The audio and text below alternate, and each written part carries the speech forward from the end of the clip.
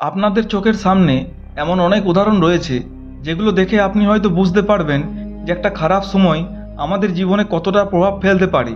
আপনাকে যদি বলি সুশান্ত সিং রাজপুতের কথা, আপনারা সকলেই হয়তো তাকে চেনেন এবং তাকে দেখে আপনারা হয়তো বুঝতেও পারবেন যে একটা খারাপ পরিস্থিতি আমাদেরকে কতটা খারাপ দিকে নিয়ে যেতে পারে। আমি জানি আপনারা কখনোই এমন কিছু করবেন না, কিন্তু আপনারও কি কখনো এমনটা মনে হয়েছে যে আমি আর পারবো না, আমার বেঁচে থাকার চেয়ে যাওয়া ভালো? যদি আপনারও কখনো এমন কিছু মনে হয়ে থাকে তাহলে এই ভিডিওটা আপনার জন্যই। তাই ভিডিওটা স্কিপ না করে শেষ পর্যন্ত অবশ্যই দেখুন, কারণ আজকে আমরা জানব খারাপ পরিস্থিতিতে নিজের মনকে শক্ত রাখার উপায়গুলি সম্বন্ধে। এই পৃথিবীতে কোনো মানুষের জীবনে প্রতিটা দিন একই রকমভাবে চলে না, তাতে ওঠাপড়া লেগেই থাকে।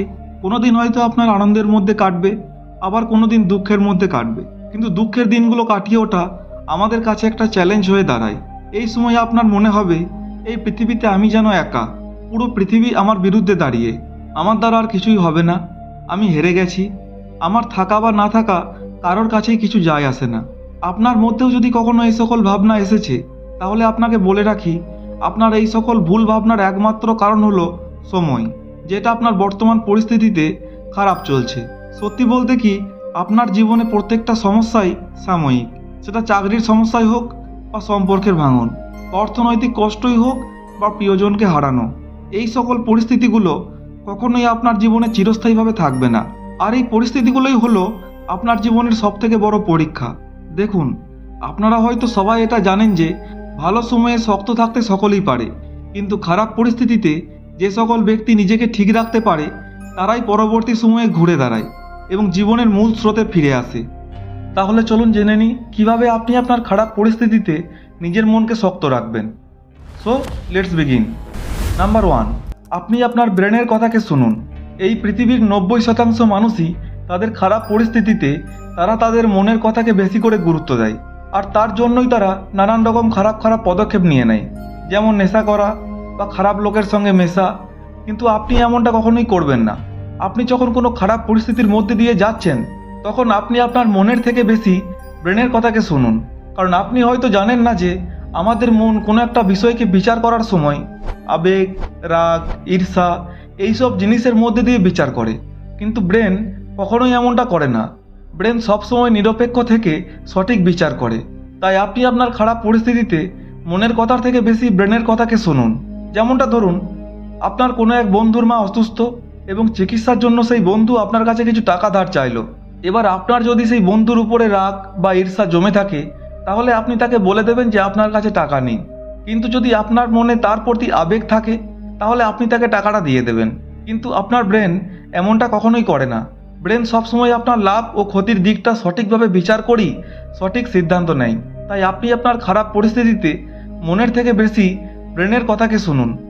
নাম্বার 2, ফালতু এবং অপ্রয়োজনীয় বিষয়ে ভাবা বন্ধ করুন। আপনি যখন কোনো খারাপ পরিস্থিতির মধ্যে দিয়ে যাবেন তখন আপনাদের সামনে প্রচুর ডিস্ট্রাকশন চলে আসে, যেমন লাভ, ব্রেকআপ, নানান সম্পর্ক, এমন অনেক জিনিস আপনাদের সামনে চলে আসে এবং আপনাদেরকে চারিদিক থেকে আগলে রাখতে শুরু করে। আর এসব ফালতু জিনিসগুলোর ব্যাপারে ভেবে আপনি কিছুই পাবেন না, বরং এগুলি আপনি ভেবে আপনি আপনার নিজেরই ক্ষতি করছেন। অনেক সময় এসব ফালতু ভাবনাগুলো আপনাকে এতটা যন্ত্রণা দেবে যে আপনার ব্রেনের 12টা বাজিয়ে দেবে।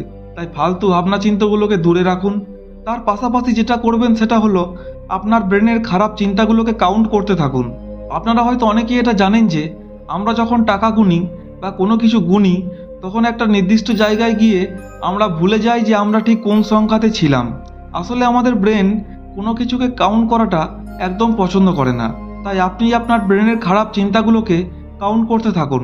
সাইকোলজি অনুসারে আমাদের ব্রেন কোনো একটা ভাবনাকে 30 মিনিটের বেশি ভাবতে পারে না। তাই আপনার ব্রেনে একটা খারাপ ভাবনা সারাদিনে কতবার আসছে সেটাকে কাউন্ট করুন, তাহলে আস্তে আস্তে আপনার ব্রেনে সেই ভাবনাটা আর আসবে না। নাম্বার 3, নিজের ভিতরের শক্তিকে মনে করুন। আপনি যখন বুঝতে পারছেন যে আপনার কাছে সব কিছু দিন দিন কঠিন হয়ে যাচ্ছে তখন আপনাকে যেটা করতে হবে সেটা হলো নিজের ভিতরের শক্তিকে মনে করুন। আপনি আপনার জীবনে কত ঝড়কে পার করে এসেছেন, সেই ঝড়গুলো যখন পার করতে পেরেছেন তখন এই ঝড়টাও ঠিক পেরিয়ে যাবে। এই সকল ভাবনার মধ্যে আপনার মানসিক শক্তির বৃদ্ধি পাবে এবং আপনি এর পাশাপাশি যেটা করবেন সেটা হলো আপনি এই রকম পরিস্থিতিতে কোনো রকম সিদ্ধান্ত নেবেন না। কারণ আপনার মানসিক পরিস্থিতি ঠিক না থাকলে সিদ্ধান্ত ঠিক হবে না। সিদ্ধান্ত কখন নিতে হয় সেই বিষয়ে যদি জানতে চান তাহলে আমাদের চ্যানেলে সিদ্ধান্ত কিভাবে নিতে হয় এই বিষয়ে আরেকটি ভিডিও রয়েছে, আপনারা চাইলে সেটা দেখে আসতে পারেন। নাম্বার 4, সবসময় পজিটিভ চিন্তা করুন। দেখুন, যে সময়ে আপনার পরিস্থিতি খারাপ চলছে সেই সময়ও আপনি যদি আপনার মনের মধ্যে খারাপ খারাপ চিন্তা করতে থাকেন তাহলে আপনার কাছে বিষয়টা আরও কঠিন হয়ে দাঁড়াবে। তাই সেই সময়টা আপনি সবসময় পজিটিভ চিন্তা ভাবনা করুন। আপনার মধ্যে যে সকল নেগেটিভ ভাবনা রয়েছে সেগুলোকে ঝেড়ে ফেলে দিন এবং শান্ত মাথায় একবার ভাবুন যে এই পৃথিবীতে আপনার একারই পরিস্থিতি খারাপ নয়, এমন অনেক ব্যক্তি আছে যাদের পরিস্থিতি আপনার মতনই।